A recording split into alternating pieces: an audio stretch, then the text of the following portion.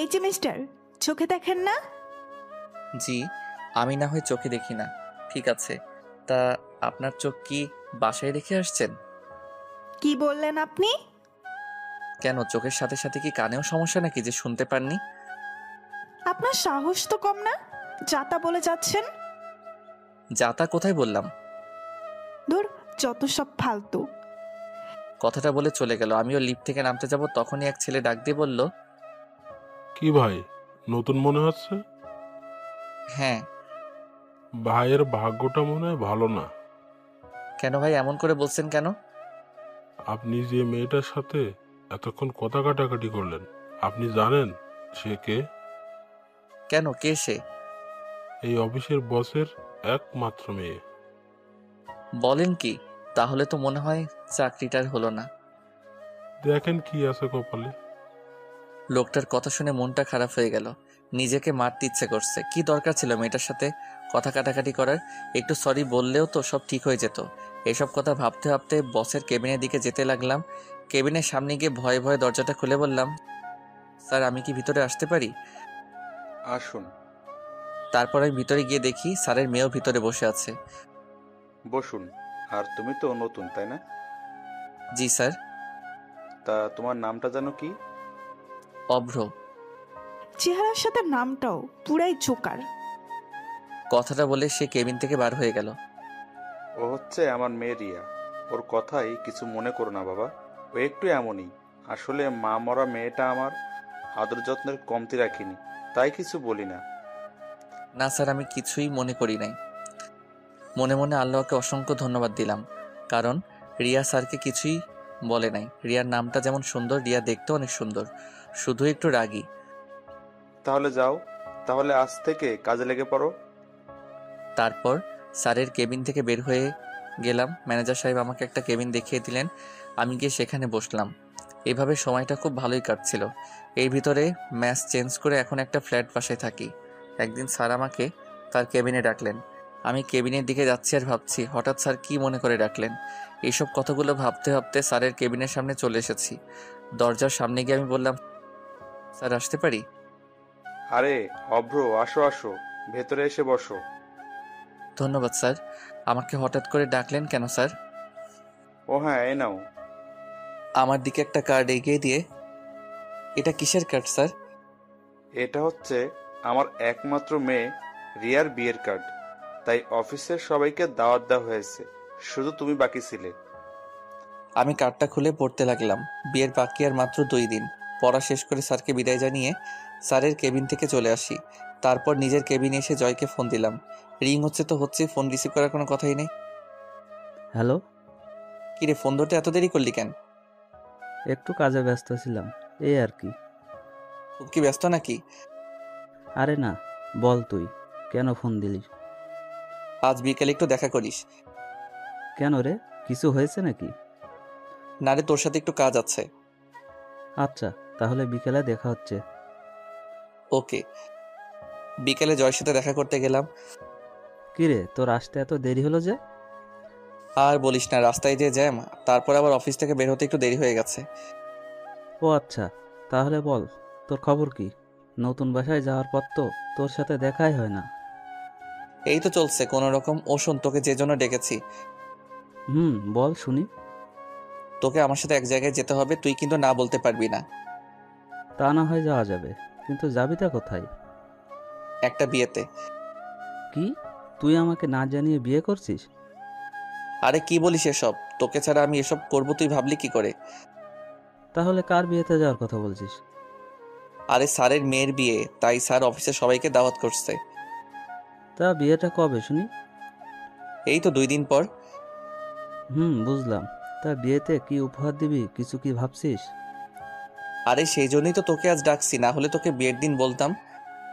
আচ্ছা, আমি ভেবে দেখি কি দেয়া যায়, আর তুইও ভাব কেমন। আচ্ছা, আজ তাহলে যাওয়া যাক। দেখতে দেখতে বিয়ের দিন চলে এলো। আমি আর জয় যথারীতিভাবে একটা ছোট উপহার নিয়ে বিয়ে বাড়িতে উপস্থিত হলাম। বাড়িটা অনেক সুন্দর করে সাজানো হয়েছে, কিন্তু আমরা যখন বাড়ির ভিতরে প্রবেশ করলাম তখন অনেকটা অবাক হলাম। আরে ভাই, অবাক না হয়ে কি কোনো উপায় আছে? একে তো বিয়ে বাড়ি, তারপরও চারপাশ কেমন নীরব হয়ে আছে।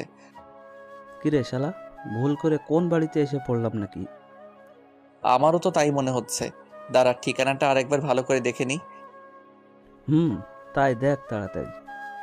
না রে ভাই, ঠিকানা তো ঠিকই আছে। তাহলে মানুষজন সব কোথায়? চল একটু ভেতরে গিয়ে দেখি। তারপর আমরা দুইজনে আরেকটু ভিতরে যেতে কিছু মানুষ দেখতে পেলাম। সবাই যেন নীরব হয়ে আছে, কারো মুখে কোনো কথা নাই। আমি আমার একজন কলিগকে জিজ্ঞাসা করলাম, কি হয়েছে ভাই, সবাই এমন নীরব কেন? কি আর হবে, স্যারের মেয়ে যার সাথে বিয়ে হওয়ার কথা ছিল তারা নাকি এখন আর আসবে না। আসবে না মানে? তারা এমনটা কি করে করতে পারে? তারা নাকি স্যারের সাথে ব্যবসায়িক শত্রুতার জন্য এমনটা করেছে, শুধুমাত্র প্রতিশোধ নেওয়ার জন্য। এ তো পুরো বাংলা ছায়াছবির মতো কাহিনী। কি বলিস তুই এসব? আমি আমার কলিগকে জিজ্ঞেস করলাম, স্যারকে কোথাও দেখছি না যে, কোথায় সে? এইসব কথা শোনার পর সে অসুস্থ হয়ে পড়েছে, তাই তাকে হাসপাতালে নিয়ে যাওয়া হয়েছে। কোন হাসপাতালে? তারপর তার কাছ থেকে হাসপাতালের ঠিকানাটা নিয়ে হাসপাতালে গেলাম। সেখানে পৌঁছে দেখি রিয়া ম্যাডাম বাইরে বসে কান্না করছে। বধূর সাথে তাকে দেখতে একদম লাল পরীর মতো লাগছিল। আমি তার কাছে গিয়ে জিজ্ঞেস করলাম, স্যার এখন কেমন আছে? একটা রুমের ভেতর থেকে একজন ডাক্তার বাইরে এসে বলে, আপনাদের মধ্যে অভ্রকে? জি আমি। কেন, কি হয়েছে? আপনাকে উনি ডাকছে। স্যারকে উদ্দেশ্য করে কথাটা বললেন। আমি আর কিছু না ভেবে আমি আর জয় দুইজনে একসাথে স্যারকে যেখানে রাখা হয়েছে সেখানে গেলাম। স্যার আমাকে দেখে বললেন, বাবা অব্র, তোমার সাথে আমার কিছু কথা ছিল। হ্যাঁ স্যার বলুন। অব্র, এতক্ষণে তো সব ঘটনাই শুনতে পারছো, তা বাবা তুমি আমার একটা কথা রাখবে? স্যার কি কথা, আপনি আমায় বলুন, আমি অবশ্যই আপনার কথা রাখার চেষ্টা করব। আসলে তোমাকে যে কথাটা কিভাবে বলি ঠিক বুঝে উঠতে পারছি না। কথাটা তুমি কিভাবে নিবে তা আমি জানি না, তবে স্যার আপনি বলুন। অব্র, তোমার যদি কোনো সমস্যা না থাকে তুমি তাহলে আমার মেয়েকে বিয়ে করো। অফিসের বস হিসেবে না, একজন বাবা হিসেবে তোমাকে আমি এই কথাটা বলছি। কোনো কথাই বের হচ্ছে না। আসলে স্যারের কথা শুনে আমি কি উত্তর দিব তা আমি বুঝতে পারছি না। স্যার আমার চুপ করে থাকতে দেখে আবারও বললেন, বাবা এভাবে চুপ করে থেকো না, তুমি একটু ওকে বুঝাও। জয়কে উদ্দেশ্য করে বলল কথাটা। জয় আমাকে একপাশে গিয়ে বলল, দেখ ভাই, তুই তো স্যারের কথাটা মেনে নে। সে এত করে রিকোয়েস্ট করছে, তুই আর না করিস না। আর বিয়ে আজ না হয় কাল তো করতেই হবে, তাই না? তুই তো আমার কোনো কথাই অমান্য করিস না, তাই এই কথাটাও রাখ। কি রে, এত কি ভাবছিস? হ্যাঁ বলে দে। আমি তোমাকে হাত জোর করছি বাবা, তুমি আমাকে ফিরিয়ে দিও না প্লিজ। এ কি করছেন স্যার, আপনি আমার গুরুজন, আপনার কথায় আমি রাজি, কিন্তু কিন্তু কি? রিয়া ম্যাডাম কি রাজি হবে? ও, তুমি চিন্তা করো না, আমার কথা ও কখনো অমান্য করবে না। তারপর স্যার রিয়া ম্যাডামকে ভেতরে ডাকলেন। রিয়া ম্যাডাম তার চোখ মুছতে মুছতে ভেতরে আসলেন। তারপর স্যার তাকে বললেন, রিয়ামা, আমার একটা কথা রাখবি? কি কথা বাবা, বলো। তোমার সব কথাই আমি রাখবো। মারে, তুই অব্রকে বিয়ে কর। দেখ মা, আমার মান সম্মান এখন সব তোর উপর, তুই আর না করিস না, তুই রাজি হয়ে যা। বাবা তুমি যা ভালো বুঝো তাই করো তাহলে। তোমায় বলেছি না, আমার মেয়ে কখনো আমার কথার অবাধ্য হবে না। তাহলে আজই তোমাদের বিয়ে হবে। যা আপনি ভালো মনে করবেন। তাহলে আমি একটু আসি, তোরা একটু অপেক্ষা কর। তুই আবার কোথায় যাবি এখন? বারে, তোর বিয়ে, তোর ভাবিকে একটু জানাতে হবে না? এই কথা বলে বাইরে চলে গেল জয়। চলো তাহলে বাসায় যাওয়া যাক। আমাদের দুইজনের উদ্দেশ্য করে বলল কথাটা। কিন্তু তোমার শরীর তো ভালো নেই। না রে মা, তোর বিয়ে হলে আমার শরীর এমনিতেই ঠিক হয়ে যাবে। তারপর স্যার আর আমরা সবাই মিলে স্যারের বাসায় গেলাম। আরে বুঝতে পারছেন না কেন যাচ্ছি? আরে ভাই, আজ যে আমার বিয়ে। অবশেষে আমাদের বিয়েটা খুব ভালোভাবে হয়ে গেল। এখন আমি বাসর ঘরে বাইরে জয়ের সাথে দাঁড়িয়ে আছি। জয় আমাকে জোর করে বাসর ঘরে ঢুকিয়ে দিল। আমি ঘরে প্রবেশ করে দেখি রিয়া ম্যাডাম বিছানায় বসে আছে। আমি আস্তে করে দরজাটা লাগিয়ে ঘুরে দেখি রিয়া ম্যাডাম আমার সামনে দাঁড়িয়ে আছে। আমি তাকে আমার সামনে দেখে কিছুটা ঘাবড়ে যাই। আমি ভাবছিলাম সে হয়তোবা আমাকে সালাম করার জন্য খাট থেকে নেমে আসছে, কিন্তু আমার ধারণাকে ভুল প্রমাণ করে সে আমাকে যা বলল তা শোনার জন্য আমি মোটেও প্রস্তুত ছিলাম না। এই যে আপনি আমাকে বিয়ে করলেন কেন? চুপ করে আছি, কি বলবো ঠিক বুঝে উঠতে পারছি না। কি হলো, চুপ করে আছেন কেন? না মানে আপনার বাবা বলেছে তাই। বাবা বললো আর আপনি রাজি হয়ে গেলেন? কেন, আপনি কি এই বিয়েতে খুশি নন? না, তাহলে আপনি বিয়ের জন্য হ্যাঁ বললেন কেন? ওটা তো বাবার মান সম্মানের কথা ভেবে রাজি হয়েছি। আপনি কি করে ভাবলেন যে আমাদের অফিসের একজন সাধারণ কর্মচারীকে আমার স্বামী হিসেবে মানতে পারবো? মাথা নিচু করে রিয়া ম্যাডামের কথাগুলো শুনছি। আর হ্যাঁ, খবরদার, যদি কখনো স্ত্রীর অধিকার দেখাতে আসেন তো বুঝতেই পারছেন। কি হলো, কিছু বলছেন না কেন? আচ্ছা, আপনি যেমনটা ভালো বুঝবেন। এখন ঘুমাতে চান? আচ্ছা, এই বলে খাটের দিকে যাচ্ছি, আবারও রিয়া ডাক দিলেন। এই যে, ওদিকে কোথায় যাচ্ছেন? কেন, আপনি না বললেন ঘুমাতে যেতে? আপনাকে কি খাটে গিয়ে ঘুমাতে বলছি? যত সব। তাহলে আমি কোথায় শুব? আমি কি জানি, যেখানে খুশি সেখানে শুবেন, কিন্তু খাটে না। তারপর আমি কি আর করব, বালিশ নিয়ে বাইরে যাচ্ছি, রিয়া পেছন থেকে আবার ডাক দিলেন। এ কি, বাইরে কোথায় যাচ্ছেন? কেন, অন্য রুমে যাচ্ছি। না, অন্য রুমে যাওয়ার দরকার নাই। আপনি এই ঘরে সোফায় শুয়ে পড়েন। কি? এত অবাক হওয়ার কিছু নেই। এখন যদি বাইরে যান, এটা যদি অন্য কেউ দেখে তাহলে আমাকে খারাপ ভাববে। উফ, মেয়ের মাথায় বুদ্ধি আছে বলতে হবে। এই কিছু বললেন মনে হয় আপনি? না না, কিছু বলি নাই তো। সত্যিই তো? হ্যাঁ সত্যি, আমি কিছুই বলি নাই। তারপর আর কি করার, চুপচাপ সোফায় গিয়ে শুয়ে পড়লাম। একটু পর আমি আবার বললাম, কি হলো, লাইটটা বন্ধ করছেন না কেন? যদি লাইট বন্ধ করলে আপনি খারাপ কিছু করেন? কি, আমাকে দেখে কি আপনার এমন মনে হয়? না, আপনাকে দেখে ঠিক মনে হয় না, তারপরেও তো বলা যায় না কার মনে কি চলে। আমি কিছুটা রাগ করে রুম থেকে বাইর হয়ে চলে যাচ্ছি, তখন আবার রিয়া বলল, এ কি, আবার কোথায় যাচ্ছেন? কেন, আমি এই রুমে থাকলে তো খারাপ কিছু করতে পারি, তাই আমি চলে যাচ্ছি। এই না না, আর বাইরে যেতে হবে না, আমি লাইট বন্ধ করে দিচ্ছি। কিন্তু আবার কিন্তু কি? তাহলে ড্রিম লাইটটা জ্বালিয়ে রাখি। ওকে রাখেন, দূর, মেজাজটাই খারাপ করে দিল। তারপর সে লাইটটা বন্ধ করলো ঠিকই, কিন্তু ডিম লাইটটা জ্বালিয়ে রাখছে। আমি আর কিছু না বলে ঘুমানোর চেষ্টা করছি, কিন্তু কিছুতেই ঘুম আসছে না। আপনারই বলুন, সোফায় শুলে কারো ঘুম আসে? তারপরও চেষ্টা করছি। কতই না স্বপ্ন ছিল আজকের এই দিনটাকে নিয়ে। ভেবেছিলাম বাসর ঘর কতই না সুন্দর হয়, আর আজ দেখছি রিয়ার দিকে তাকিয়ে দেখে সে ঘুমিয়ে গেছে। তার মুখটা দেখতে একদম নিষ্পাপ বাচ্চাদের মতো লাগছিল। যতই ওর দিকে তাকিয়ে থাকছি ততই ওর মায়ায় পড়ে যাচ্ছি। ওর মুখের দিকে তাকিয়ে থাকতে থাকতে কখন যে ঘুমাই গেছি মনে নাই। সকালের দিকে শরীরে পানি পড়ছে। আমি ভাবলাম হয়তোবা স্বপ্নের মধ্যে বৃষ্টি পড়ছে, তাই সেদিকে কোনো খেয়ালই দেই নাই। একটু পর যখন আবার পানি দিল তখন বুঝলাম না এটা কোনো স্বপ্ন না কে যেন আমার গায়ে পানি ঢেলে দিচ্ছে। ঘুম ঘুম চোখে তাকিয়ে দেখি রিয়া কোমরে হাত দিয়ে দাঁড়িয়ে আছে। তাকে দেখতে তখন খুব সুন্দর লাগছিল, এমনিতেও সুন্দর, তারপর আবার শাড়ি পরেছে। একটু পর রিয়ার কথাই বাস্তবে ফিরে আসলাম। কি হলো, এভাবে তাকিয়ে কি দেখছেন? তোমায় দেখছিলাম। কি? না মানে এত সকালে এই শীতের ভিতর শরীরে পানি দিলেন কেন?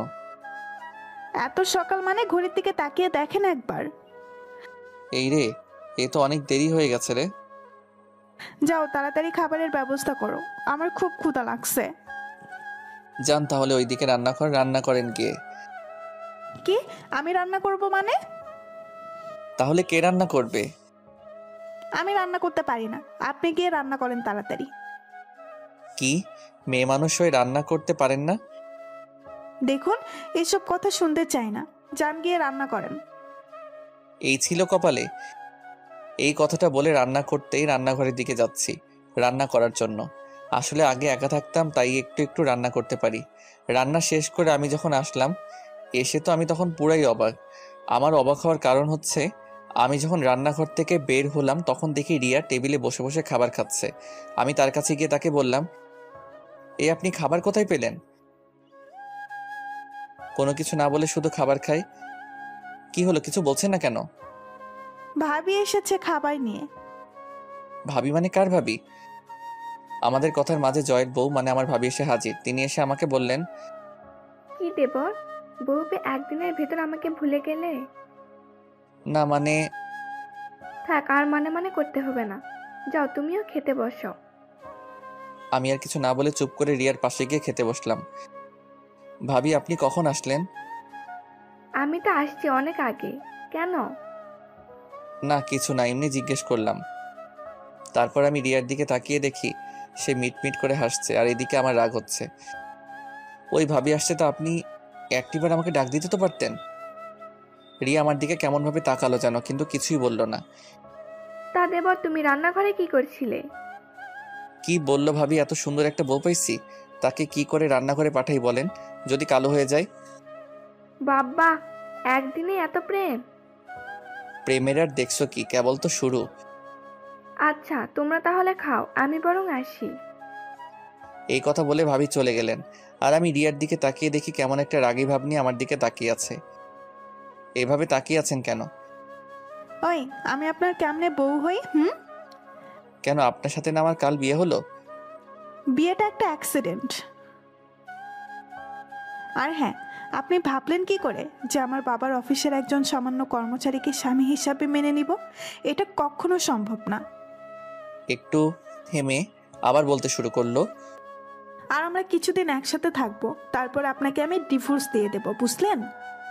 কথাগুলো বলে সে রুমে চলে গেল। আর আমি বসে বসে ভাবছি, এই ছিল আমার জীবনে?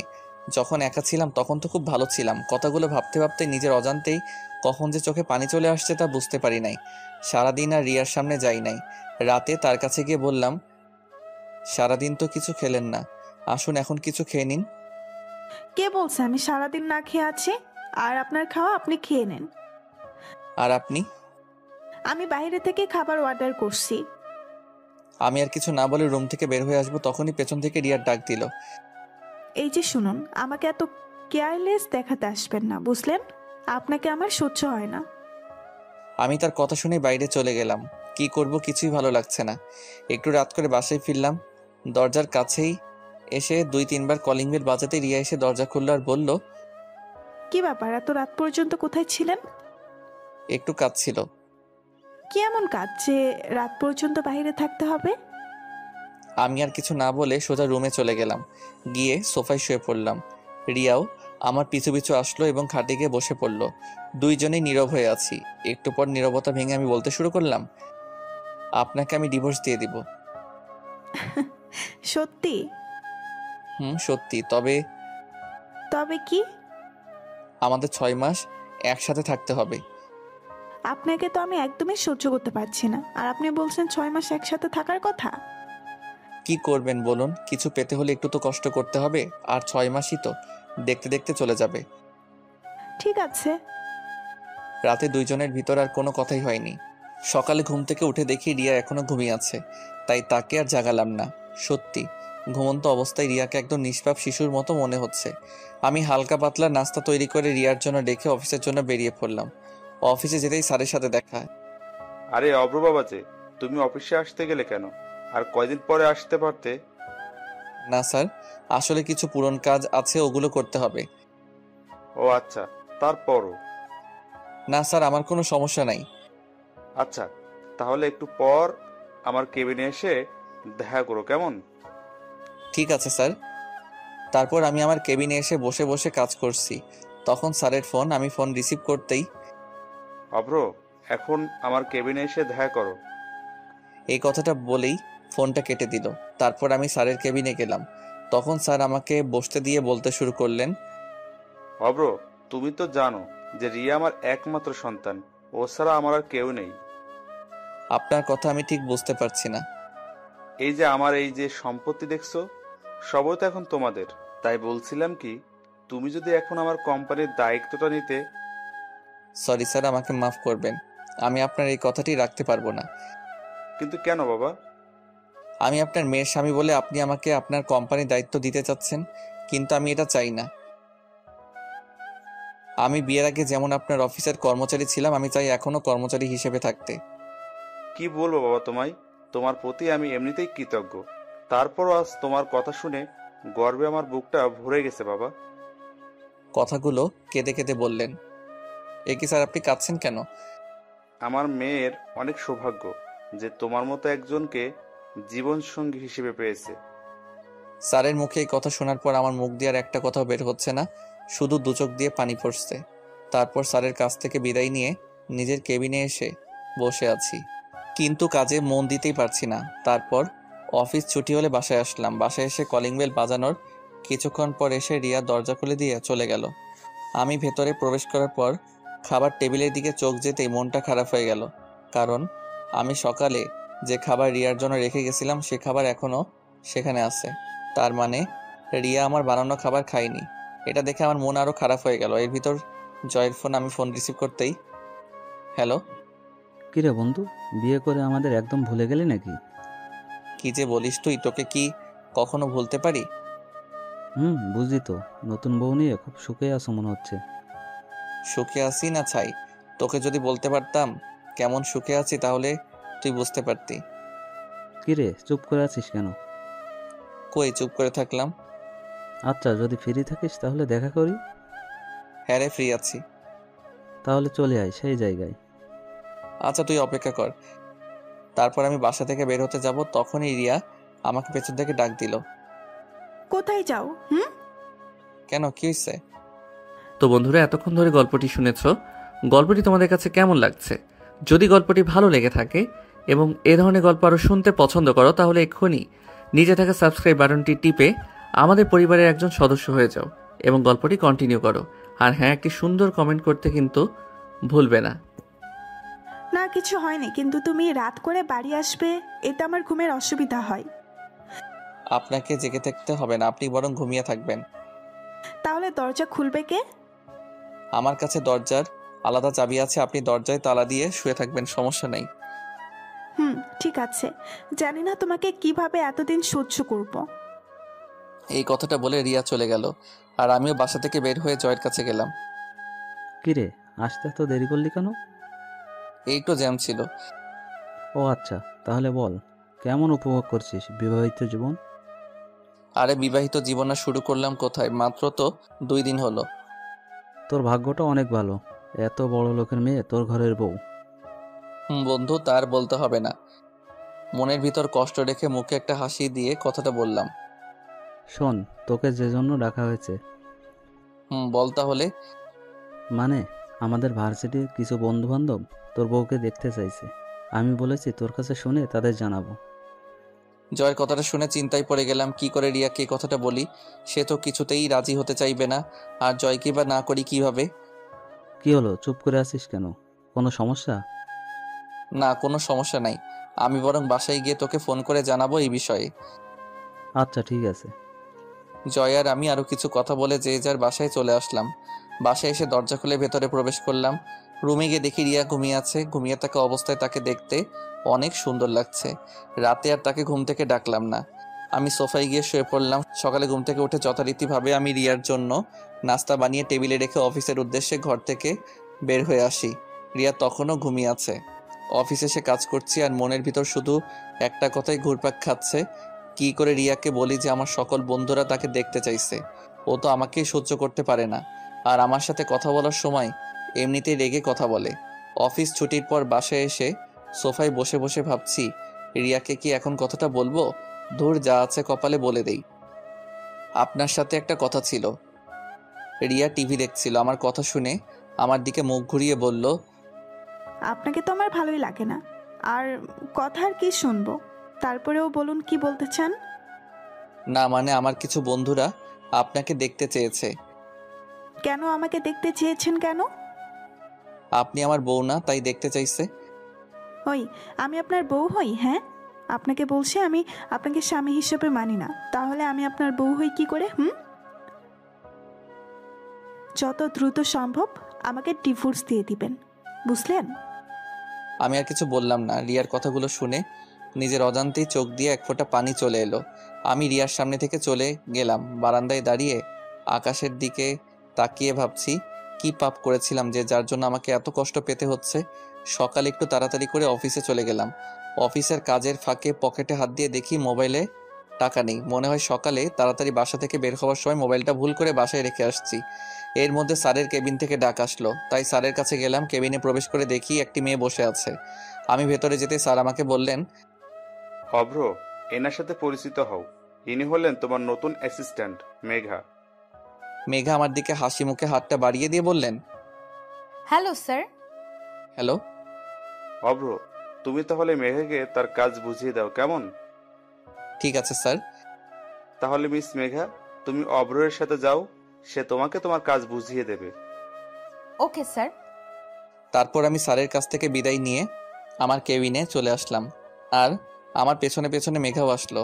তারপর মেঘা আমাকে বলল, স্যার বলুন আমাকে কি করতে হবে? আপনার প্রথম কাজ হলো আমাকে স্যার বলা বাদ দিতে হবে। তাহলে আপনাকে কি বলে ডাকবো? আপনি আমাকে প্রয়োজন হলে নাম ধরে ডাকবেন, তবু স্যার বলবে না, আমার ভালো লাগে না। ডাকতে পারি, কিন্তু একটা শর্তে। কি শর্ত? আপনিও আমাকে আমার নাম ধরে ডাকবেন, আর আমাকে আপনি করে বলতে পারবেন না। আচ্ছা ঠিক আছে, এখন কাজের কথায় আসা যাক। ঠিক আছে। ওই যে কেবিনটা দেখছেন, ওটা এখন থেকে আপনার কেবিন। বাহ, ভালো তো। আপনার পাশে থাকা যাবে। কি বললেন? না, কিছু না। তাহলে এখন আপনি আপনার কাজে যান। আবার আপনি করে বলছেন? আচ্ছা সরি, কেমন? যাও, তুমি তোমার কাজে যাও। এবার হয়েছে? হ্যাঁ। তারপর আমি আমার কাজ করতে লাগলাম। অফিস ছুটি হলে আমি রিক্সার জন্য বাইরে দাঁড়িয়ে আছি। তখনই মেঘা এসে বলল, কি ব্যাপার, তুমি এখনো এখানে দাঁড়িয়ে কেন? রিক্সার জন্য দাঁড়িয়ে আছি। ও আচ্ছা, তা তোমার বাসা কোথায়? কেন? না মানে, যদি কিছু মনে না করো, আমি তোমাকে তোমার বাসায় পৌঁছে দিতে পারি। আরে তুমি যাও, আমি ঠিকই রিক্সা পেয়ে যাব। আরে আসো তো।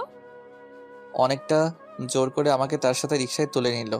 আমিও রিক্সায় উঠে তার থেকে একটু দূরে বসার চেষ্টা করছি, যেন তার শরীরের সাথে টাচ না লাগে।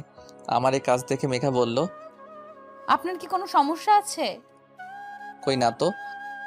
তাহলে এত দূরে সরে বসে আছেন কেন? না ঠিক আছে, আমার কোনো সমস্যা হচ্ছে না। কিন্তু আমার সমস্যা হচ্ছে। কি সমস্যা? তুমি যেখানে বসে আছো, যদি একটু ঝাঁকি লাগে তুমি তো পড়ে যাবে। তখন তো রাস্তার মানুষ ভাববে আমি তোমাকে ধাক্কা দিয়ে ফেলে দিছি। কি হলো, আমার দিকে এগিয়ে বসুন। তারপর আর কি করার, বাধ্য হয়ে তার দিকে এগিয়ে বসা লাগলো। এই মামা, রিক্সা থামাও। কেন রিক্সা থামাতে বলছো? কারণ আমার বাসার কাছে চলে আসছি। ও আচ্ছা, তাহলে বাই, কাল আবার দেখা হবে। এই কথা বলে মেঘা চলে গেল, আর আমি বাসার দিকে যাচ্ছি। বাসায় গিয়ে আমি যা দেখলাম তা দেখে তো আমি পুরাই অবাক। আপনারা হয়তোবা ভাবছেন আমি অবাক হলাম কেন, তাহলে শুনুন আপনাদের বলি। আমি বাসার ভিতর প্রবেশ করতে দেখি আমার সকল বন্ধুরা আমার বাসায় আসছে। এর মধ্যে জয় এসে বলে, কিরে, কেমন সারপ্রাইজ দিলাম? তোরা কখন আসলি? আমরা আসছি তো অনেক আগে। আমি মনে মনে ভাবছি, না জানি রিয়া কি করে, ও তো মনে হয় অনেক রেগে আছে। এখন এদের সামনে ওকে ম্যানেজ করি কিভাবে? আরে সকালে যখন ফোন দিলাম তখন তোর ফোন ভাবি রিসিভ করে, তারপর? এইটুকু বলে থেমে যাই, আর আমি বাকি কথাটুকু শোনার জন্য আগ্রহ নিয়ে জিজ্ঞাসা করলাম, তারপর কি বল, আবার থামলি কেন? তারপর ভাবিকে সব খুলে বললাম যে আমাদের বন্ধুরা তাকে দেখতে চায়, আর ভাবিও আমাকে বলল চলে আসতে, তাই সবাইকে নিয়ে চলে আসলাম। জয়ের কথা শুনে আমি আমার কানকে বিশ্বাস করতে পারছি না যে রিয়া ওকে এই কথাগুলো বলেছে। একটু পর দেখলাম নাস্তা হাতে রিয়া আর ভাবি আসছে। রিয়াকে দেখে তো আমি অবাক, কারণ রিয়া আজ শাড়ি পরেছে, এতে তাকে আরো সুন্দর দেখা যাচ্ছে। আমি রিয়ার দিকে তাকিয়ে আছি, এমন সময় রিয়ার চোখে চোখ পড়তে সে আমার দিকে রাগীভাবে তাকালো, আর আমি তখন মাথা নিচু করে নিলাম। বন্ধুরা সবাই চলে যাওয়ার পর আমি রিয়ার কাছে গিয়ে যে ওকে বললাম, রিয়া তোমাকে অসংখ্য ধন্যবাদ। হয়েছে, আর ধন্যবাদ দিতে হবে না, আমি সব বুঝতে পারছি। এগুলো সব আপনারই প্ল্যান। আমার প্ল্যান মানে? কি মনে করো তুমি আমি কিছু বুঝি না? বারে, আমি আবার কি করলাম বলবে তো? তুমি তো আজ ইচ্ছে করে মোবাইলটা বাসায় রেখে গেছো, যাতে তোমার বন্ধু আমাকে ফোন দিয়ে এসব বলে, আর আমি রাজি হয়ে যাই। আর তুমি ভালো করেই জানতে আমি তোমাকে না বলতে পারবো না। বিশ্বাস করো, এসব কিছুই আমি জানি না, আর আমি সত্যি বলছি, মোবাইলটা আমি ভুল করে রেখে গেছিলাম। হয়েছে, আমার সামনে আর ভালো সাজা লাগবে না, যত সব। কথাটা বলে রুমে চলে গেল। এইভাবেই দিনকাল চলছিল আমাদের। এতদিন হয়ে গেছে কিন্তু এখনও আমার প্রতি তার কোনো ভালোবাসা বা ভালো ব্যবহারও করি নাই। কিন্তু আমি আস্তে আস্তে রিয়াকে ভালোবেসে ফেলছি। একদিন শুক্রবারে অফিস বন্ধ, তাই সকালে শুয়ে আছি। একটু পর বুঝতে পারলাম কে যেন আমাকে ডাকছে। আমি চোখ খুলে দেখি রিয়া আমাকে ডাকছে। আমি এটা দেখে আবার চোখ বন্ধ করে নিলাম। আমার কাছে মনে হচ্ছে আমি স্বপ্ন দেখছি, কারণ রিয়া আমার সাথে ঠিক মতো কথাই বলে না। আজ এত ভালোবেসে ডাকছে। এসব কথা চোখ বন্ধ করে ভাবছি, কিন্তু একটু পর আমার শরীরে পানি ঢেলে দিল আর আমি সাথে সাথে লাফ দিয়ে উঠলাম। আমার এভাবে লাফ দিয়ে ওঠা দেখে রিয়া হেসে দিল। আমি অপলক দৃষ্টিতে তার হাসি মাখা মুখটার দিকে তাকিয়ে আছি। এই যে মিস্টার, শুক্রবার বলে ঘুমিয়ে থাকলে চলবে? যাও এখনই ফ্রেশ হয়ে এসো, আমি নাস্তা তৈরি করছি। ওর কথাগুলো যেন আমার বিশ্বাসই হচ্ছে না। কি হলো, এভাবে তাকিয়ে কি দেখছো? মনে হয় আমাকে আজই প্রথম দেখছো? উফ, যাও তো, খুব ক্ষুধা লাগছে, তাড়াতাড়ি ফ্রেশ হয়ে আসো। আমার দিকে তোয়ালেটা দিয়ে কথাটা বলে সে রান্নাঘরে চলে গেল। আমি ভাবছি আজ রিয়ার আবার কি হলো, নাকি আমি কোনো স্বপ্ন দেখছি? না, এটা তো কোনো স্বপ্ন না। যা ঘটছে সবই তো আমার সাথে ঘটছে। আমার তো বিশ্বাসই হচ্ছে না। তারপর আমি ফ্রেশ হয়ে বাইরে আসতে দেখি রিয়ার বাবা, মানে আমার স্যার, সোফায় বসে আছে। এবার আমি সবকিছু বুঝতে পারছি, কেন রিয়া আমার সাথে আজ কেন এত ভালো ব্যবহার করছে। তারপর সবাই বসে একসাথে নাস্তা করছি। এমন সময় স্যার বললেন, তা বাবা অব্র, তুমি সোফায় কেন শুয়েছিলে? কি বলবো স্যার, আপনি যদি সত্যিটা শুনেন তাহলে বুঝতেন আমি কেন সোফায় শুয়েছিলাম। কি হলো বাবা, চুপ করে আছো কেন? আমার চুপ করে থাকতে দেখে রিয়া বলল, বাবা, ও কি বলবে? আমি বলছি কেন ও সোফায় শুয়েছিল। না জানি এখন আবার কোন সত্যটা বলবে কে জানে। বাবা জানো, তোমার জামাই খুব খারাপ। কেন রে, ও আবার কি করলো? কি করেনি তাই বলো? আমি কাল রাতে বললাম আমাকে যেন আজ ঘুরতে নিয়ে যায়, কিন্তু ও কিছুতেই রাজি হলো না। তার এক কথা, আমাকে ঘুরতে নিয়ে যেতে পারবে না, তাই আমি তাকে শাস্তি হিসাবে সোফায় শুতে দিচ্ছি। হায় হায়, মাইয়া কয় কে, তো দেখি মিথ্যা বলায় পটু। আমি অবাক দৃষ্টিতে রিয়ার দিকে তাকিয়ে আছি। না অব্র, তুমি কিন্তু কাজটা একদম ঠিক করনি। না স্যার, আসলে না, আমি আর কিছুই শুনতে চাই না। আমি চাই তোমরা দুজনে আজ কোথাও থেকে ঘুরে আসো। ঠিক আছে। কি, এখনো রাজি হলে কেন? আমার দিকে তাকিয়ে একটা মুচকি হাসি দিয়ে কথাটা বলল, তাহলে তোমরা বরং আমার গাড়িটা নিয়ে যাও, কেমন? সরি স্যার, মাফ করবেন, আমি আপনার গাড়ি নিয়ে ঘুরতে যেতে পারবো না। কেন গাড়ি নিতে পারবে না? কারণ আমি চাই না যে আমার স্ত্রীকে তার বাবার টাকায় ঘোরাতে। আমার নিজের যতটুকু সামর্থ্য আছে তাই দিয়ে আমি তার সব ইচ্ছা পূরণ করার চেষ্টা করব। অব্র, তোমাকে যতই দেখছি ততই অবাক হচ্ছি আমি। বাবা, ও কিন্তু তোমাকে অপমান করছে। না রে মা, ও তো ঠিক কথাই বলেছে। না বাবা। পুরো কথা বলতে না দিয়ে স্যারের ফোন আসলো, তাই তিনি ফোনে কথা বলছেন। কথা বলা শেষ করে স্যার তাকে বললেন, আমি এখন যাই মা, একটু কাজ আছে। আসি বাবা অব্র, ভালো থেকো তোমরা। তারপর স্যার চলে গেলেন। আর রিয়া আমার কাছে এসে, তুমি আমার বাবাকে অপমান করলে কোন সাহসে? আমি তাকে কোনো অপমান করি নাই। তুমি তো বলবেই ছোট লোক কোথাকার, একটা গাড়ি কেনার ক্ষমতা নাই, আর তাছাড়া তুই কোনোদিন এই গাড়িতে উঠেছিস বলে মনে হয় না, আর তুই কিনা আমার বাবার মুখের উপরে না বলে দিলি।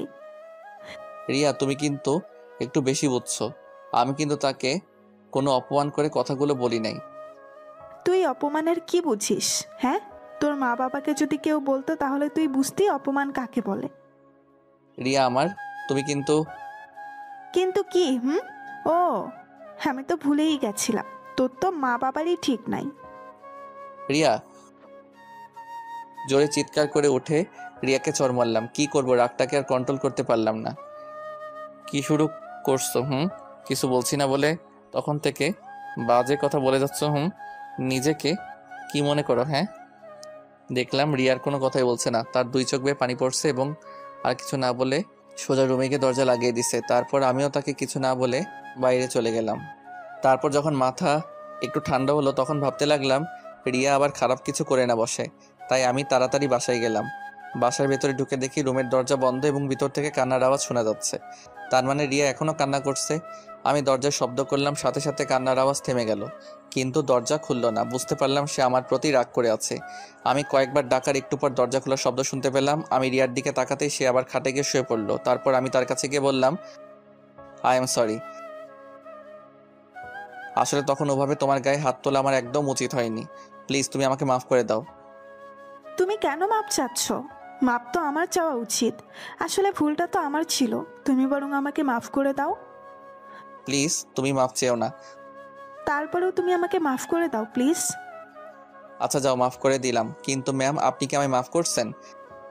হ্যাঁ করেছি। না, রিয়ার এই হাসি দেখে ওর প্রেমে পড়ে গেলাম। মেয়েটা হাসলে আসলে অনেক সুন্দর দেখা যায়। তারপর আমি ঘুমাতে গেলাম। শুয়ে শুয়ে ভাবছি, রিয়া আমার সাথে এই প্রথম হেসে কথা বলল। এমন করে যদি প্রত্যেক দিন ও কথা বলতো, কিন্তু কি হবে, এভাবে হেসে কথা বলে আর তো কিছুদিন পর ওর সাথে আমার ডিভোর্স হয়ে যাবে। এই কথাটা ভেবেই মনটা খারাপ হয়ে গেল। সকালে ঘুম থেকে উঠে রিয়ার দিকে তাকিয়ে দেখি ওর মুখটা একদম লাল হয়ে আছে। কাল রাতের চরের দাগ এখন স্পষ্ট বোঝা যাচ্ছে। ওর মুখে দাগ দেখে নিজের প্রতি খুব রাগ হলো। ইচ্ছা করছে ওর মুখটা আলতো করে ছুঁয়ে দেই, কিন্তু তা করা যাবে না। যদি ওর মুখে হাত দেওয়ার সময়ও জেগে যায় তাহলে তো খুব রেগে যাবে। এই রে, অফিসে দেরি হয়ে যাচ্ছে, এখন আর নাস্তা বানানোর সময় নাই, তাই তৈরি হয়ে বেরিয়ে পড়লাম। আমি আমার কেবিনে বসে কাজ করছি, এমন সময় মেঘা এসে, আসতে পারি? আরে তোমরা আসার জন্য আবার পারমিশন লাগে নাকি, আসো। এরপর মেঘা ভিতরে এসে আমায় বলে, চলুন বাইরে যাই। এখন বাইরে? হ্যাঁ। না, আপনি যান, আমার কাজ আছে। তাহলে চলুন অফিসের ক্যান্টিন থেকে ঘুরে আসি। তা যাওয়া যায়। আমারও সকালে তাড়াতাড়ি কারণে নাস্তা করা হয় নাই। আমি জানি তো। তুমি কি করে জানো? আপনার মুখ দেখেই বোঝা যাচ্ছে। ও তাই নাকি? এত কথা না বলে চলো তো। তারপর আমি আর মেঘা দুইজনে নাস্তা করতে চলে গেলাম। নাস্তা করার এক পর্যায়ে মেঘা বলল, আচ্ছা অব্র, আমি দেখতে কেমন? কি হলো, বলছো না যে? কি বলবো? উফ, যা জানতে চাইছে তাই বলো। সত্যি কথা বলতে তুমি দেখতে খুবই সুন্দর। সত্যি? আরে হ্যাঁ। নাস্তা শেষে আমি আবার আমার কাজ করছি।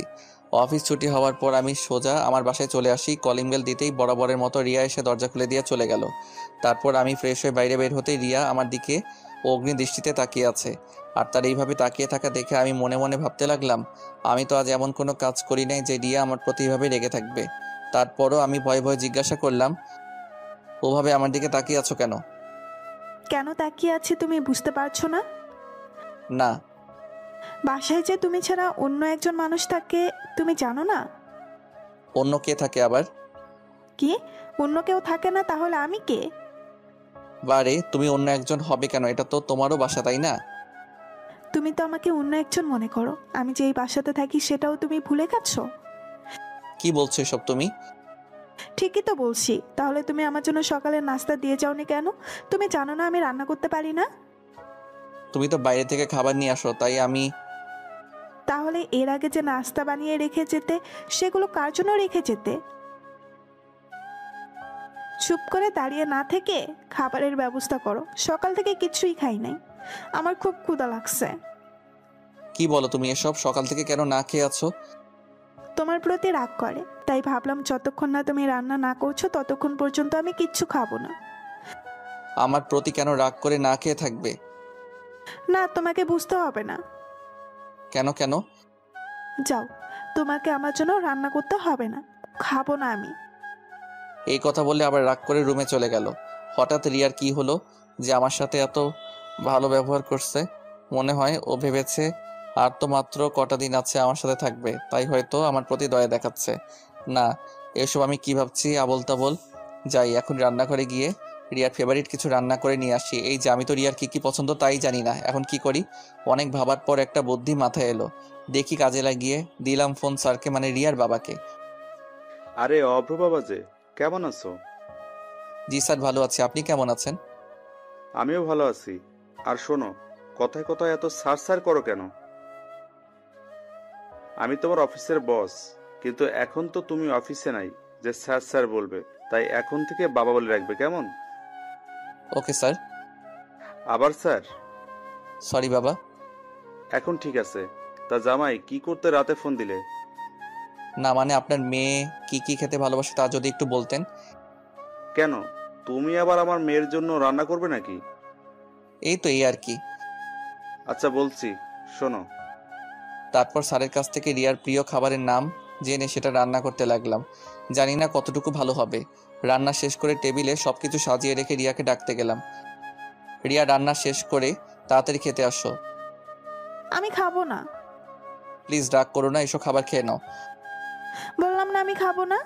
আর তুমি এখান থেকে যাও তো, বিরক্ত করো না। আচ্ছা ঠিক আছে, তোমাকে আর বিরক্ত করব না। এই কথা বলে যেই অন্যদিকে ঘুরবো তখনই দরজা খুলে রিয়া চলে আসলো।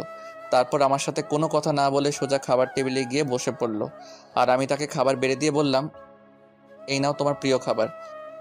ওয়াও, এটা যে আমার প্রিয় তুমি জানলে কি করে? সেটা জেনে কি করবে, তুমি বরং খেয়ে দেখো কেমন হয়েছে। তারপর রিয়া খাবার মুখে দিয়ে আমার দিকে রাগীভাবে তাকালো। এটা দেখে আমি বুঝতে পারলাম খাবার বেশি ভালো হয়নি। এই খাবার তুমি বানিয়েছো? হ্যাঁ। সত্যি বলছো তো? আমি জানি বেশি ভালো হয় নাই।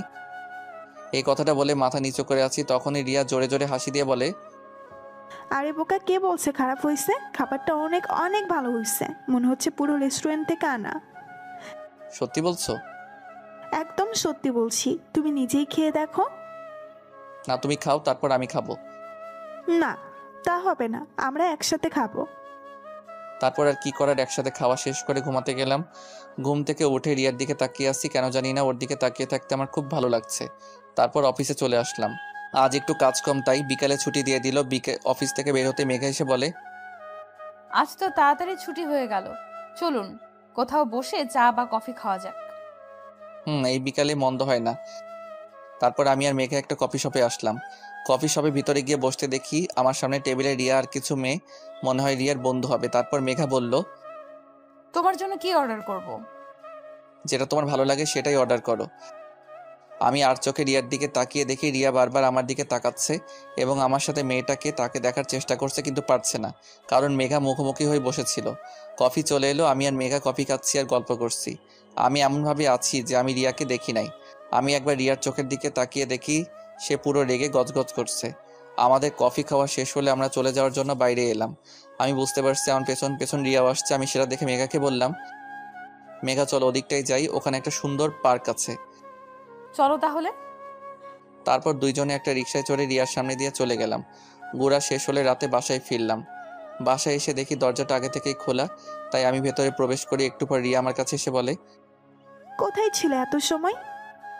কোথায় থাকবো, আবার অফিস ছিলাম। তোমার অফিস তো অনেক আগেই ছুটি হয়ে গেছে, এত সময় কোথায় ছিলে? বন্ধুদের সাথে ছিলাম। ও আচ্ছা, তা মেয়েটা কে শুনি? কোন মেয়ে? এই যে যার সাথে কফি শপে এত হাসাহাসি করে কথা বলছো। তুমি জানলে কিভাবে যে আমি কার সাথে বসেছিলাম? তা আমি দেখেছি তোমাদের দুজনকে। তাই নাকি? এখন বলো মেয়েটা কে? আমার ফ্রেন্ড বলতে পারো। তোমার ফ্রেন্ড হলে সেদিন আসলো না যে? এই তো কিছুদিন হলো ওর সাথে পরিচয়টা। ছি, তোমার লজ্জা করে না? ঘরে বউ থাকতে তুমি।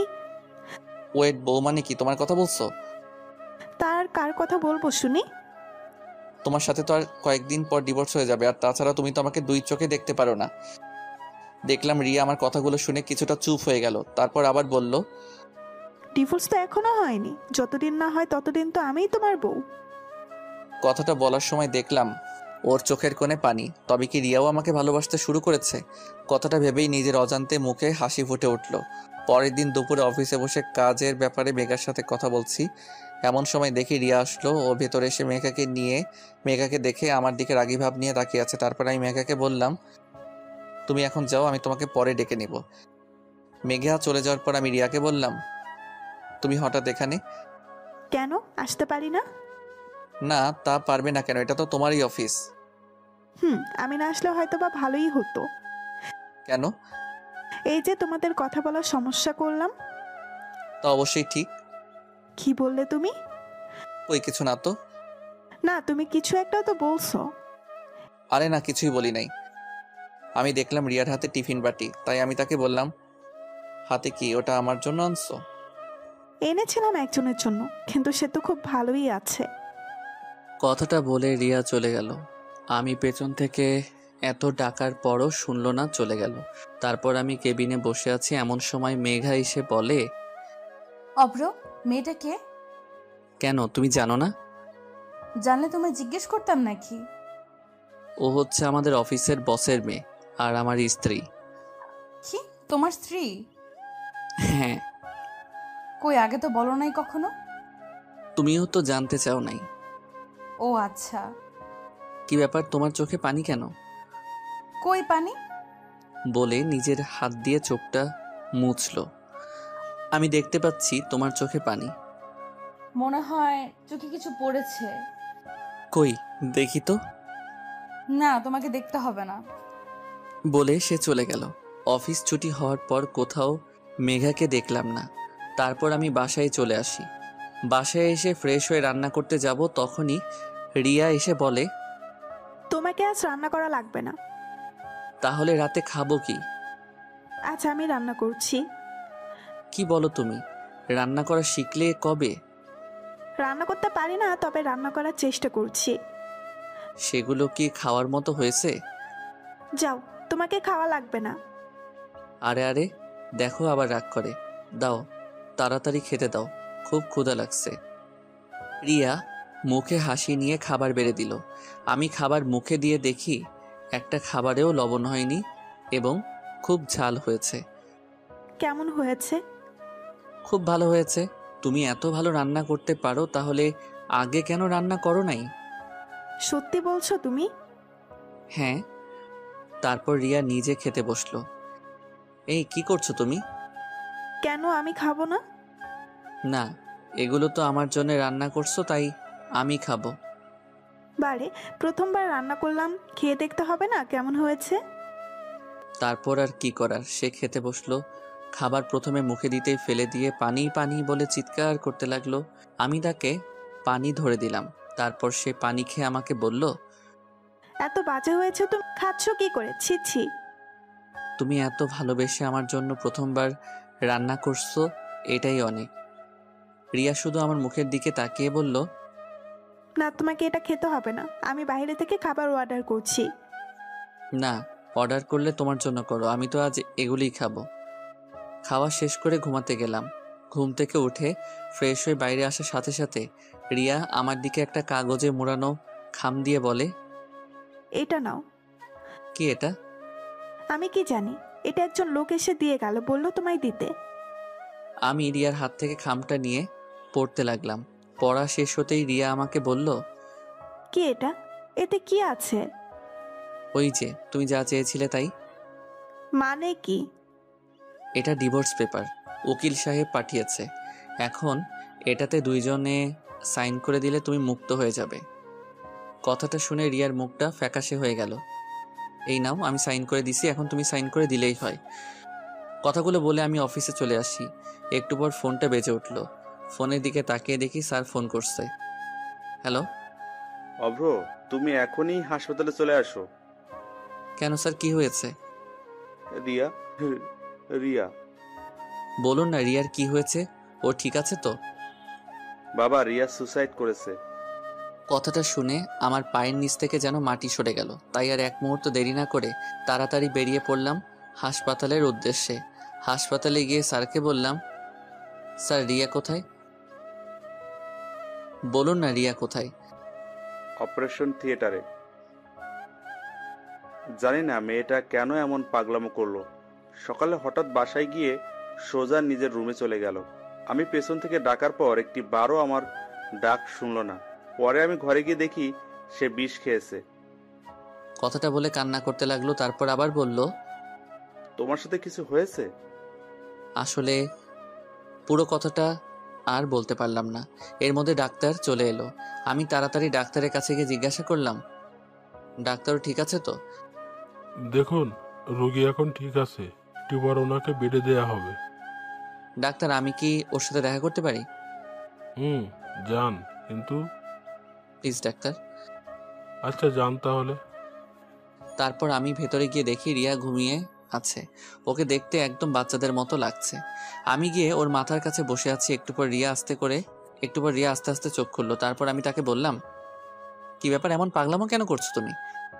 কি করব বলো? তোমাকে যদি না পাই তাহলে এই জীবন রেখে কি লাভ বলো?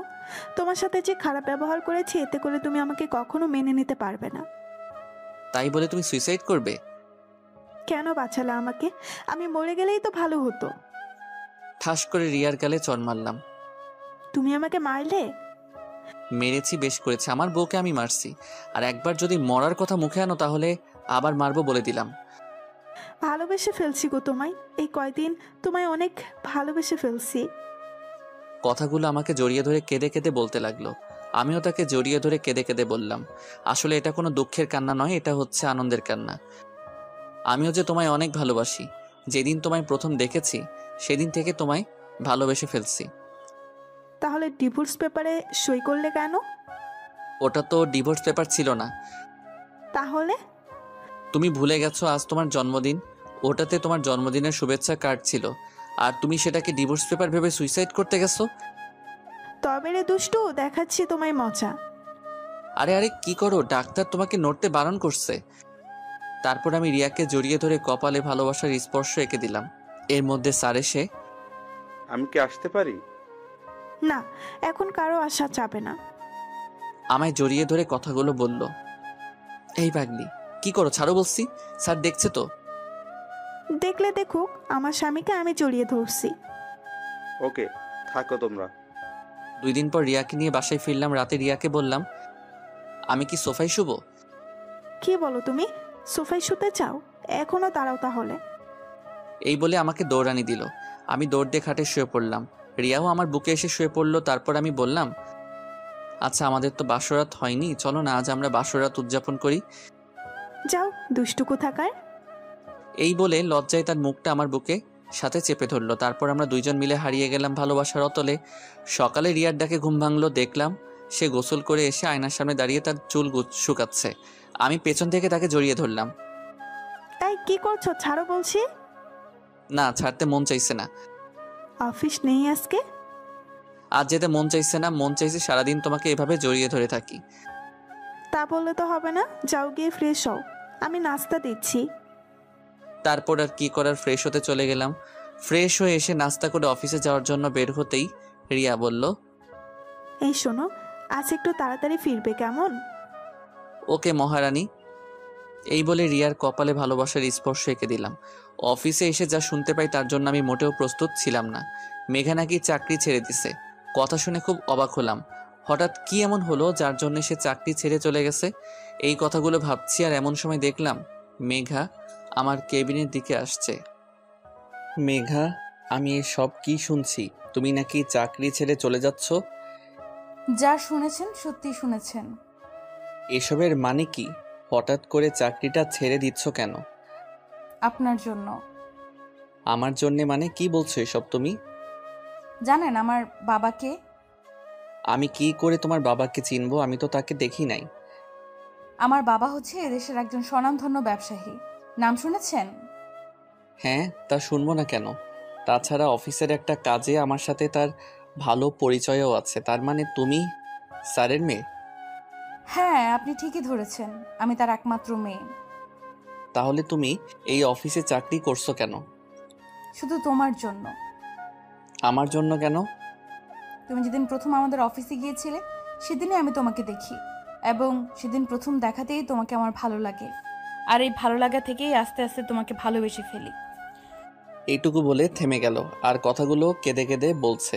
তারপর আবার বলতে শুরু করলো, শুধু তোমার একটি নজর দেখার জন্য তোমার ভালোবাসার টানে এই অফিসে তোমার সহকারী পদে চাকরি নেই। কিন্তু আমি জানতাম না যে আমার ভালোবাসার মানুষটি আগে থেকে অন্য কারো হয়ে আছে। যখন জানলাম তখন নিজেকে শেষ করে দিতে চেয়েছিলাম। যাকে ভালোবাসি তাকে পাবো না তখন বেঁচে থেকে আর কি লাভ বলো? পরে ভাবলাম আমার ভালোবাসাটা না হয় তোমার আর রিয়ার মাঝেই বেঁচে থাক। কথাগুলো বলেই আমাকে জড়িয়ে ধরলো। আমি এখন কি করব কিছুই বুঝতে পারছি না। ভালোবাসি অভ্র, তোমাকে অনেক ভালোবাসি। তোমাকে ছাড়া যে আমি একটা মুহূর্তও থাকতে পারবো না। আমি তোমার সাথে থাকলে আমি আর নিজেকে ধরে রাখতে পারবো না। তাই আমি এখান থেকে চলে যাচ্ছি। জানি তোমাকে ছাড়া থাকতে কষ্ট হবে, তবুও চেষ্টা করব তোমাকে ছাড়া বেঁচে থাকার। কথাগুলো আমাকে জড়িয়ে ধরে বলছিল, পরে আমাকে ছেড়ে দিয়ে বলে, আর একটা কথা, আমি যদি তোমার মনে কোনো কষ্ট দিয়ে থাকি তাহলে আমাকে মাফ করে দিও, আর ভালো থেকো। কথাটা বলে কাঁদতে কাঁদতে চলে গেল আমার কেবিন থেকে। আর আমি সেখানেই দাঁড়িয়ে আছি। জানি না কখন নিজের অজান্তে চোখে পানি চলে এসেছে। একটু পর রিয়ার ডাকে বাস্তবে ফিরে আসি। কি হয়েছে তোমার? সেই কখন থেকে ডাকছি, কোনো সাড়া নেই তোমার। ও তুমি, তা কখন এলে? এই মাত্রই আসলাম। ও, কি এমন ভাবছিলে যে আমি কখন আসছি তাও বুঝতে পারো নাই? না তেমন কিছু না। তা তুমি হঠাৎ কি মনে করে অফিসে আসলে যে? কেন, আমার আসতে পারুন নাকি? তা হবে কেন? তারপরও আমাকে সম্পূর্ণ কথা বলতে না দিয়ে রিয়া বলল, আমি আসছি আমার মহারাজকে দুপুরের খাবার খাওয়াতে। তাই নাকি? তাহলে তাড়াতাড়ি করো, খুব ক্ষুধা লাগছে। আমি নিজের হাতে তোমার জন্য তৈরি করছি। কি খাওয়ার মতো তৈরি করছো তো, নাকি আগের দিনের মতো? কথাটা শুনে রিয়ার মুখ থেকে মুহূর্তেই হাসি চলে গেল। তারপর আমি তাকে বললাম, কি হলো, খাবার কি দিবে নাকি এমনভাবে দাঁড়িয়ে থাকবে? তারপর রিয়া আস্তে আস্তে আমাকে খাবারগুলো দিল, আর আমার মুখের দিকে কেমন হয়েছে তা জানার জন্য আগ্রহ নিয়ে তাকিয়ে আছে। আমি খাবারটা মুখে দিয়ে দেখলাম, না, আজ খাবারটা অনেক ভালো হয়েছে, যা আপনাদের লিখে বোঝাতে পারবো না। তারপর আমার মনের মাঝে একটু দুষ্টামি করার কথা মাথায় আসলো, তাই আমি রিয়াকে বললাম, এটা কি রান্না করছো তুমি? এটা কোনো মানুষ খেতে পারে? দেখি আমার কাছে আসো তো। আমার কাছে আসতেই রিয়ার গালে একটা কিস করলাম। এটা কি হলো? কেন, তুমি বুঝতে পারো নাই? তুমি আমাকে কিস করলে কেন? বারে, তুমি আমার জন্য এত ভালো রান্না করে আনছো, সেই পুরস্কার হিসেবে কিছু তো তোমাকে দিতে হয়, তাই দিলাম আর কি। তাহলে তুমি প্রথমে বললে কেন যে ভালো হয়নি? ওটা তো তোমাকে রাগানোর জন্য বলেছিলাম। তবে রে, যাও, তোমার সাথে আর কোনো কথাই বলবো না। এই রে, মনে হয় বউটা আমার অভিমান করছে। এখন কি করি? তাই বললাম, আমার পাগলিটা কি রাগ করছে? আমি কারো পাগলি না। কে বলছে? তুমি তো শুধু আমারই পাগলি। বললাম তো না। আচ্ছা যাও, তোমার আমার সাথে কথা বলা লাগবে না। তুমি আমার সাথে কথা না বললে আমিও কিছু খাবো না। না খেলে নাই। আচ্ছা ঠিক আছে। কথাটা বলে যে উঠতে যাব, তখনই রিয়া আমার হাতটা ধরে বলে, এই, কোথায় যাও? হ্যাঁ, চুপ করে বসো এখানে। না আমি খাবো না। তুই খাবি না তো তোর শ্বশুর খাবে। ভালো তো, তাহলে তাকেই ডেকে এনে খাওয়াও। আমাদের কথার মাঝে রিয়ার বাবা মানে স্যার এসে হাজির। কাকে ডেকে আনার কথা বলা বলি হচ্ছে? এই তো রিয়া নিজের হাতে রান্না করে আনছে, তো তাই আপনাকেই ডেকে আনার কথা বলা হচ্ছিল। বলো কি, রিয়া মা আবার রান্নাও করতে পারে? হ্যাঁ। তাহলে তো খেতেই হবে। বাবা, তুমিও বসো, আমি তোমাকে খাবার দিচ্ছি। তারপর আমরা সকলে একসাথে দুপুরের খাবার খেলাম। খাওয়া শেষ করে স্যার চলে গেলেন, আর আমি রিয়াকে বললাম, রিয়া আমার না এখন মিষ্টি খেতে মন চাইছে। এখন মিষ্টি কোথায় পাবো? তুমি চাইলে মিষ্টি খাওয়াতে পারবে। ইশারা করে কথাটা বললাম। এই, একদম না। আমি আস্তে আস্তে রিয়ার কাছে যাচ্ছি, আর সে একটু একটু করে পেঁচাচ্ছে। দেখো, একদম কাছে আসার চেষ্টা করবে না। তারপর রিয়া দেওয়ালের সাথে আটকে গেল। আমি কাছে যেয়ে ওর হাত দুটো চেপে ধরলাম। রিয়ার মুখের দিকে তাকিয়ে দেখি সে দু চোখ বন্ধ করে আছে এবং তার ঠোঁট দুটো কাঁপছে। এরপর আমাদের চার ঠোঁট একসাথে মিশে একাকার হয়ে গেল। আচ্ছা চলো, এখন আমাকে নিয়ে তুমি ঘুরতে যাবে। না, এখন পারবো না, অনেক কাজ বাকি আছে। কি বললে তুমি? তুমি এখন বাসায় যাও, আমরা না হয় অন্য কোনো দিন ঘুরতে যাব, কেমন? না, আজই ঘুরতে যাবে, আর এখনই যাব। দেখো, পাগলামি করে না। এখন ছুটি চাইলে বস ছুটি দিবে না। বাহ, ভালো কথা মনে করিয়ে দিলা তো। অফিসের বসকে তুমি কি তা ভুলে যাচ্ছ? এই রে, কি বলতে কি বলে দিলাম। দেখলাম রিয়া আমার কেবিন থেকে হনহন করে বাইরে চলে গেল। আমি ভাবলাম হয়তোবা রাগ করে বাসায় চলে গেছে। আমার ভাবনাকে ভুল প্রমাণ করে দিয়ে আবারও রিয়ার আগমন, কিন্তু এবার সে একা আসেনি, তার সাথে তার বাবা মানে বসও এসেছে। এসে আমাকে প্রশ্ন, কি ব্যাপার অভ্র, তোমার কি এমন কাজের চাপ? না মানে। হয়েছে, আর মানে মানে করতে হবে না। যাও, রিয়াকে নিয়ে কোথাও ঘুরে আসো। আচ্ছা স্যার। আমি রিয়ার দিকে তাকিয়ে দেখি রিয়া মিটমিট করে হাসতেছে। আর শোনো, যত কাজই থাকুক না কেন, আমার রিয়া মা ডাকার সাথে সাথেই চলে যাবে কিন্তু। এই কথা বলে স্যার চলে গেলেন। তারপর রিয়া আমার কাছে এসে বলে, কি এবার যাওয়া যাবে নাকি আবারও বাবাকে ডাকতে হবে? এই না না, ডাকতে হবে না, চলো যাচ্ছি। তারপর আমরা দুইজন অফিসের সামনে দাঁড়িয়ে আছি। যাও, রিক্সা ডাকো। রিয়ার কথা শুনে আমি তার দিকে অবাক হয়ে তাকিয়ে আছি।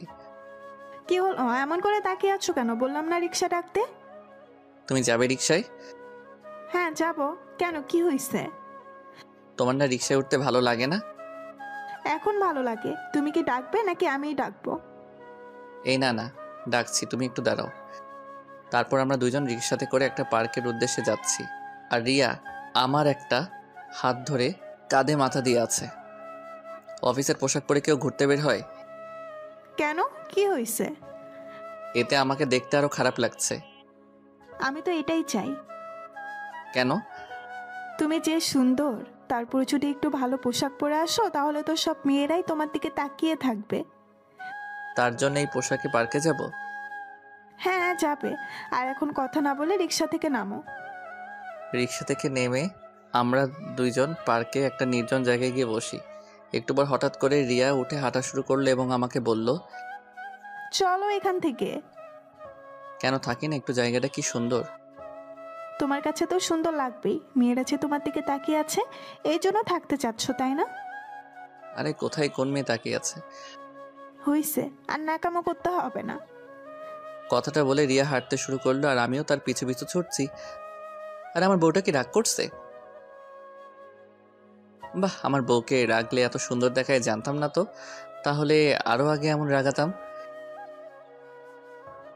এবারও রিয়া কিছু বলছে না, চুপ করে শুধু হাঁটতেছে।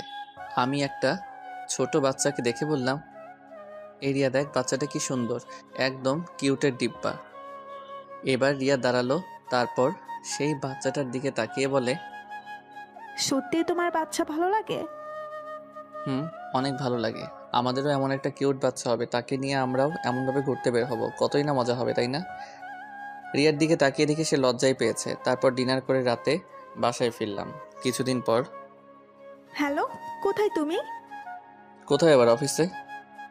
এখনই বাসায় আসো তাড়াতাড়ি, খুবই আর্জেন্ট। কেন, কি হয়েছে? উফ, এত কথা বলো কেন তুমি? আসতে বলছি, আসো। আচ্ছা, আসতেছি। তারপর আমি তাড়াতাড়ি করে বাসায় গেলাম। খুব টেনশন হচ্ছে, কোনো সমস্যা হলো নাকি, আবার কেন এত আর্জেন্ট বাসায় আসতে বললো। বাসায় পৌঁছে দেখি দরজাটা খোলাই আছে। এটা দেখে তো টেনশন আরও বেড়ে গেল। বাসার ভিতরে ঢুকে রিয়াকে খুঁজতে লাগলাম, কিন্তু কোথাও পেলাম না। অনেক খোঁজার পর পাগলিটাকে ছাদের এক কোণায় পেলাম। কি ব্যাপার, আমাকে এত আর্জেন্ট আসতে বলে তুমি এখানে লুকিয়ে আছো? কি হলো, কিছু বলছো না কেন? বলছি আগে চোখ বন্ধ করো। কি এমন কথা বলবে যে চোখ বন্ধ করা লাগবে? আহা করো না, তা না হলে আমার কথাটা বলতে লজ্জা করে। আচ্ছা, এই নাও, চোখ বন্ধ করলাম, এবার তো বলো। তারপর রিয়া আমাকে জড়িয়ে ধরে আমার কানের কাছে মুখ এনে বলে, তুমি বাবা হতে চাচ্ছ। কি এত খুশির একটা খবর, তুমি আমাকে দেরি করে দিলে? যা, আমার লজ্জা করে না বুঝি। তারপর আমি রিয়াকে কোলে করে নিয়ে সারা ছাদ হাঁটছি। এই ছাড়ো, পড়ে যাবো তো। না না, এখন আর ছাড়বো না। তারপর রিয়াকে কোলে নিয়ে ছাদ থেকে ঘরে নিয়ে আসলাম। শোনো, আজ থেকে তুমি আর কোনো কাজ করবে না। আমি কাজ না করলে কে করবে শুনি? কেন, আমি করব। তাই বুঝি? তাই। ওরে আমার জামাইটা রে, সে নাকি সব কাজ করবে।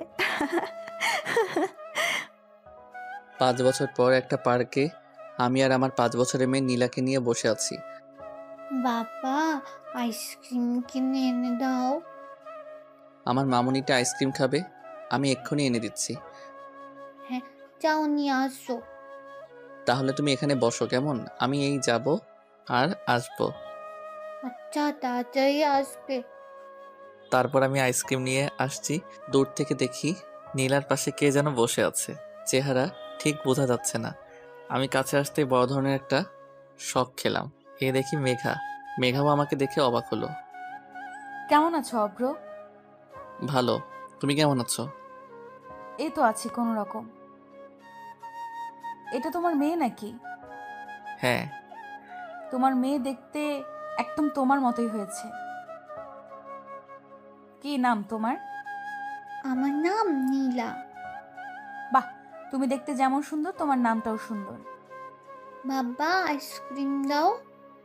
এই নাও মামুনি। রিয়াকে কোথাও দেখছি না যে। রিয়ার কথা শুনে মনটা খারাপ হয়ে গেল, তাই আমি চুপ করে আছি। কি হলো, চুপ করে আছো যে? রিয়া আর নেই, নেই মানে কি বলছো তুমি? হ্যাঁ, সে আমাকে ছেড়ে অনেক দূরে চলে গেছে, যেখানে গেলে কেউ আর শত ডাকার পরেও ফিরে আসে না।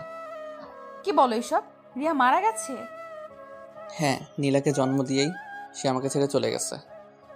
কথাগুলো বলার সময় বুঝতে পারলাম আমার চোখ দিয়ে পানি পড়ছে। মেঘার দিকে তাকিয়ে দেখি তার চোখেও পানি। তারপর আমি চোখের পানি মুছে মেঘাকে বলি, তাহলে এবার বলো তোমার খবর কি? বিয়ে করছো? জীবনে একজনকেই ভালোবেসেছিলাম, আর সে হলো তুমি। তোমাকে ছাড়া আর কাউকে ভালোবাসতে পারি নাই বলে আজও আমি বিয়ে করিনি। আমাদের কথার মাঝে নীলার নানা মানে আমার স্যার চলে এলো। আরে মেঘা, কেমন আছো? জি স্যার, ভালো আছি। তাহলে মেঘা, একদিন আসো আমাদের বাসায়। আন্টি প্লিজ আসবেন। তুমি যখন বলছো তাহলে তো আসবই। নীলাকে কোলে নিয়ে কথাটা বলল। তারপর আমরা মেঘাকে বিদায় দিয়ে বাসায় চলে আসলাম। এখন আর স্যারকে অফিসে যেতে দেই না, কারণ রিয়া মারা যাবার আগে বলে গেছিল আমি যেন তার বাবাকে নিজের বাবা মনে করি, আর অফিসের সব দায়িত্ব আমি নেই। একদিন বাসায় বসে অফিসের কিছু কাজ করছি, এমন সময় দেখি মেঘা এসেছে। ভেতরে আসতে পারি? আরে তোমার ভেতরে আসতে আবার বলা লাগে নাকি? চলে এসো। তারপর মেঘা ভেতরে এসে আমার সামনে বসলো, আর আমি আমার মতো কাজে ব্যস্ত। এটা দেখে মেঘা বলে, নীলা কোথায়? উপরে, মনে হয় তার নানার সাথে আছে। তারপর মেঘা উপরে চলে গেল। আমি কি নানা নাতির খেলার মাঝে আসতে পারি? আরে মেঘা, কখন এলে? এই তো কিছুক্ষণ আগে। আন্টি তুমিও আসো, আমাদের সাথে খেলবে। মেঘার হাত ধরে টানতে টানতে ভেতরে নিয়ে গেল। হ্যাঁ চলো। আচ্ছা নানা ভাই, তুমি এখন একটু বাবার কাছে যাও, তোমার নীলা আন্টির সাথে আমার একটু কথা আছে। আচ্ছা, তাহলে তোমরা কথা বলো। মেঘা মা, তোমার সাথে আমার কিছু কথা ছিল, যা আমি এখনো অব্রকে বলি নাই। জি স্যার, বলুন। জানো মা, রিয়া যেদিন জানতে পারে সে মা হতে চলেছে, সেদিন জীবনের সবচেয়ে বেশি খুশি হতে আমি তাকে দেখেছি। অব্রকে কিছুদিন কাজের জন্য বাইরে যেতে হয়েছে, তাই রিয়াকে আমার বাসায় রেখে আসে। এটুকু বলে থেমে যায়, তারপর আবার বলতে শুরু করে, একদিন সিঁড়ি দিয়ে নামার সময় হঠাৎ পা পিছলে পড়ে যায়। তারপর তাকে হাসপাতালে নিয়ে আসলাম। ব্যথার যন্ত্রণায় ছটফট করতে থাকে আমার মেয়েটা। ডাক্তারও সবকিছু টেস্ট করে বলে, দেখুন, রোগীর অবস্থা খুবই খারাপ, এখনই তাকে অপারেশন করাতে হবে। আপনি এখানে একটা সই করে দিন। তারপর আমি কাগজটায় সই করে দিলাম। কিন্তু ব্যথায় যন্ত্রণায় ছটফট করতে থেকে রিয়া বলে, বাবা, আমার একটা কথা রাখবে? কি কথা মা, বল। তোর সব কথাই আমি রাখবো। যদি আমি অপারেশন থিয়েটারে মারা যাই, তাহলে শুভ্রকে তুমি আবার মেঘার সাথে বিয়ে দিও। মেঘা শুভ্রকে খুব ভালোবাসে। না মা, তুই চুপ কর, দেখিস তোর কিছুই হবে না। না বাবা, তুমি কথা দাও শুভ্রকে তুমি মেঘার সাথে বিয়ে দিবে। বাবা দেখো, আমার এমনই কপাল, আফ্রোকেও শেষবারের মতো একটিবার চোখের দেখাও দেখতে পারলাম না। না মা, তুই অভ্রকে দেখবি। আমি ওকে ফোন দিচ্ছি, ও আসছে বলেছে। এরপর রিয়াকে অপারেশন থিয়েটারে নিয়ে যাওয়া হয়। এর মধ্যে অভ্র চলে আসে। এসেই, আমার রিয়ার এখন কি অবস্থা? ডাক্তার ওকে অপারেশন করতে নিয়ে গেছে, তুমি কোনো টেনশন করো না। কিছুক্ষণ পর অপারেশন থিয়েটার থেকে ডাক্তারকে বেরিয়ে আসে দেখে অভ্র ছুটে যায় তার কাছে। ডাক্তার, আমার রিয়া কেমন আছে? ও ভালো আছে তো? আপনার মেয়ে সন্তান হয়েছে, কিন্তু আমরা অনেক চেষ্টা করেছি, তারপরেও আপনার স্ত্রীকে বাঁচাতে পারিনি। ডাক্তারের মুখে এই কথা শুনে অভ্র নিচে বসে পড়ে, আর আমার যে পুরো পৃথিবীটা উল্টে যায়। আমি অভ্রকে ধরে নিয়ে রিয়ার লাশের পাশে নিয়ে গেলাম। আমার থেকে বেশি কেঁদেছিল ও। তারপর রিয়ার দাফনের কাজ সম্পূর্ণ করা হলো। কি বলবো মা, অভ্রকে আমি ওদিন সবচেয়ে বেশি দুর্বল হতে দেখেছি। আমার থেকে বেশি দুর্বল হয়ে পড়েছিল সে। এখন তুমি বলো মা, তুমি কি আমার রিয়ার শেষ ইচ্ছাটা পূরণ করবে? হ্যাঁ আমি করব, আমার যে ওর ইচ্ছা পূরণ করতেই হবে। এভাবে মেঘা প্রতিদিন অব্রের বাসায় আসে, আর এই কয়েকদিনে নীলার সাথে তার খুব ভালো সম্পর্ক হয়ে যায়। আচ্ছা নীলা, আমি যদি তোমার মা হই তাহলে কেমন হয়? সত্যি তুমি আমার মা হবে? কি মজা, কি মজা। তাহলে তোমাকে আমি মামুনি বলে ডাকবো। হ্যাঁ ডাকো। মামুনি। এই কথা বলে মেঘাকে জড়িয়ে ধরে। মেঘাও তেমনি নীলাকে জড়িয়ে ধরে। নীলা, ও ঘুমিয়ে গেছে। ও কিছু না খেয়ে ঘুমিয়ে গেল? না, আমি ওকে খাইয়ে দিয়ে ঘুম পাড়িয়ে দিয়েছি। কি বলো, নীলা খেলো? ও তো আমাকে ছাড়া খায় না। যাই হোক, চলো তোমায় বাসায় দিয়ে আসি। হুম। তারপর মেঘাকে তার বাসায় দিয়ে আসলাম। কিছুদিন হলো মেঘা আর আমাদের বাসায় আসছে না। এর ভিতর নীলার কান্নার আওয়াজ শুনতে পেলাম। কি ব্যাপার, আমার পরীটা কান্না করছে কেন? দেখো না বাবা, মামুনি কয়েকদিন ধরে ফোন ধরছে না। কে তোমার মামুনি? আমি আমার মেঘা মামুনির কথা বলছি। সে তোমার মামুনি হয় না। চলো নাস্তা করবে। সকালে কিছু খাওনি তোমরা? না, সে আমার মামুনি হয়। আর তুমি আমার মামুনিকে আমার কাছে এনে দাও, তাহলে আমি কিচ্ছু খাবো না। এই কথা বলে কান্না করতে করতে রুমে চলে গেল। আমি পড়ে গেলাম মহা বিপদে। এখন আমি কি করব কিছু বুঝতে পারছি না। এসব ভাবতে ভাবতে অফিসে চলে গেলাম। রাতে বাসায় এসে শুনি নীলা এখনো কিছু খায় নাই। নীলা, মা চলো কিছু খেয়ে নিবে। না, আগে তুমি মামুনিকে এনে দাও। বলছিলাম তুমি চলো খেতে, একদম বাচ্চাদের মতো করবে না। না না, আমি কিচ্ছু খাবো না। নীলাকে একটা চড় মারলাম। এ কি করলে অভ্র? মা মরা মেয়েটার গায়ে তুমি হাত তুললে? না, এ আমি কি করলাম? রাগের মাথায় আমি নীলাকে মারলাম। নীলা কান্না করতেছে। কি ভুল বলছে ও? জন্ম থেকে কোনোদিন মায়ের আদর পায়নি সে, আর মেঘা তাকে মায়ের আদর দিয়েছে, আর তুমি কি না? সি সি। এই কথা বলে নীলাকে নিয়ে ঘরে চলে গেল। আর আমি এখন কি করব? আমার কি করা উচিত? না, নীলার জন্য হলো মেঘাকে আনতে হবে। তারপর আমি মেঘার বাসায় গেলাম। কলিং বেল বাজতে মেঘা এসে দরজা খুললো। আরে তুমি এখানে এত রাতে আমার বাসায়? তুমি এ কয়দিন আমার বাসায় যাওনি কেন? বাবা আমার বিয়ে ঠিক করেছে, তাই আর বাসা থেকে বের হই না। মিথ্যে কথা বলছে, কারণ নীলা তাকে আগেই সব বলে দিয়েছে। অপরের যাওয়ার কথা, এটা তাদের দুজনের প্ল্যান করা। তোমার বিয়ে, আর তুমি বিয়েতে রাজি হয়ে গেলে? আর কতদিন এভাবে থাকা যায় বলো? ও আচ্ছা। বলে চলে আসতে গিয়ে আবার মেঘাকে বললাম, তোমার সাথে আমার কিছু কথা আছে। বলো। তুমি না এই বিয়েটা করো না? কেন করব না?